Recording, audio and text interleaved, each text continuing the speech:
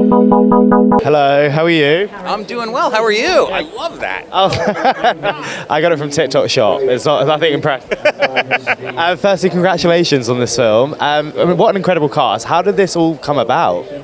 It started with Jack L. Hyde's book proposal for The Nazi and the Psychiatrist. I read it 13 years ago. It was the fastest I said to anything in my life. And I did an incredible amount of research and wrote the script. And then Russell Crowe came on board. And once you get somebody like Russell and once you get somebody like Rami, agents tend to return your calls a lot quicker. Of course, and also obviously the storyline's quite a dark storyline or like deep storyline.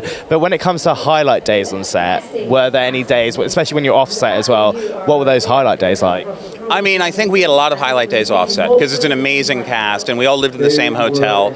So we all sort of had these amazing moments after we would do these serious days. We would come back to the hotel, kind of look at each other and have a cocktail and have a laugh and stuff like that. But on set, I think one of the most amazing days is Russell Crowe and Michael Shannon have a cross-examination near the end of the film. It's the climax of the film. It's like a verbal gunfight. And we did 25-minute takes of the scene. And they were word perfect every time. I've never done a 25-minute take before in my career. I don't think I'll ever do a 25-minute take again. But watching those two actors go head-to-head was one of the highlights of my career. Oh my word, that's incredible. And also when it comes to like jumping back in time, obviously none of us were alive at that time. When it comes to research with that, how difficult was it to do the research for that? I mean, it was a joy to do the research, honestly, because it's sort of, I love research, and that's sort of where I get my confidence and I feel at home. And then we had this incredible team of Eve Stewart, Darius Walsky, Bartholomew Makaris, who was our costume designer.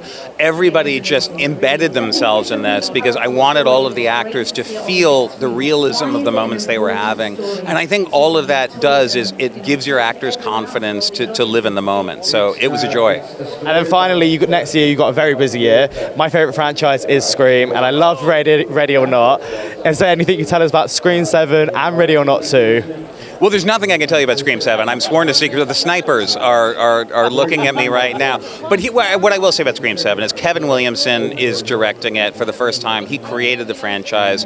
It was so wonderful to be on set with him and to see him and Neve Campbell working together. Just, as a Scream fan myself, it was such a joy, and he knocked it out of the park. It's incredible. And you also, for Ready or Not 2, you got the hero that is Buffy the Vampire Slayer, Sarah Michelle Gellar. What was it like working with her? Oh, she's incredible. I've known Sarah for a while, and it was so fun that she came to play with us, and it was just, she was a fan of the first one and just said, listen, I'm excited to do this. I'm excited to be here. And Samara is back and Radio Silence is directing again. It really was just making movies with friends, So it was an incredible experience. Thank you so much for your time and enjoy tonight. Thank you so much.